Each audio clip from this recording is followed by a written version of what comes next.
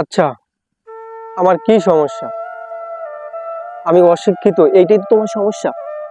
এইটাই তো তোমার প্রবলেম? হুম? আমি গরিব, এইটাই তো তোমার সমস্যা? আমি তোমাকে আজকে প্রমিস করলাম, আমি যেদিনকে যেদিন তোমার চেয়ে এক বিন্দু শিক্ষিত বেশি হইতে পারবো, সেদিনকে তোমাকে আমি ভালোবাসার আবদার করব। যেদিনকে আমি তোমার চেয়ে, তোমার বাবার যদি 500 কোটি টাকা থাকে বা 600 কোটি টাকা থাকে, আমি সেই 600 কোটি 1 টাকা বানাবো, 1 টাকা হইলেও বেশি বানাবো, বানায় তারপর আমি তোমাকে প্রপোজ করব। কি তোমরা কি ভাবো নিজেরা বড়লোক হয়ে? হুম? মনে করো তোমরাই সব, আমরা কিছু না? হ্যাঁ, তোমাকে যে আমি এতটা ভালোবাসি মন থেকে, তুমি কি কখনো বুঝতে চেষ্টা করছো? করো না।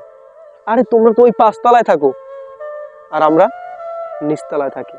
তুমি জানো না, 5 তলায় যেই সুখটা না পাওয়া যায়, নিচতলায় সেই সুখটা পাওয়া যায়। তবে হ্যাঁ, তোমাদের মতো ইলিশ মাছ, গরুর ভুনা এগুলো আমরা হয়তো বা খাওয়াইতে পারবো না, বা আমরা খাই না, কিন্তু আমাদের যে ভালোবাসাটা, সেইটা তুমি কখনো দেখো না। মনের আবেগ, মনের ভালোবাসা, এটা তোমার আমি কিভাবে বুঝাবো? উফ, সরি সরি সরি ম্যাম, আমি আপনার গায়ে হাত দিয়ে ফেলেছি। Sorry ma'am. আপনি তো আর গরিবের ভালোবাসা বুঝবেন না। কিভাবে বুঝবেন?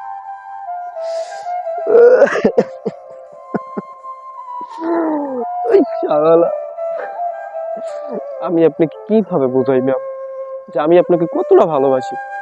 যেদিনকে আমি আমার চাচাতো বোনের বিয়েতে আপনাকে দেখছি, ও হয়তো বা শিক্ষিত, আপনিও শিক্ষিত। হ্যাঁ, শিক্ষিত শিক্ষিত মিলছেন, সেই জন্য ওর বিয়েতে আপনি আইছেন।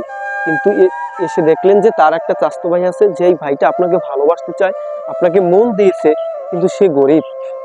তখন আপনি মানে আনিজানিজ হয়ে গেলেন, টাকা চলে যাবেন। হ্যাঁ যান ম্যাম যান, না করবো না। কিন্তু হ্যাঁ, এইটা আপনাকে আমি বলে গেলাম, আপনার চেয়ে আমি একটু বেশি শিক্ষিত হইলেও হব, ইনশা আল্লাহ। তারপর আমি আপনাকে প্রপোজ করব। ওকে, চলে গেলাম।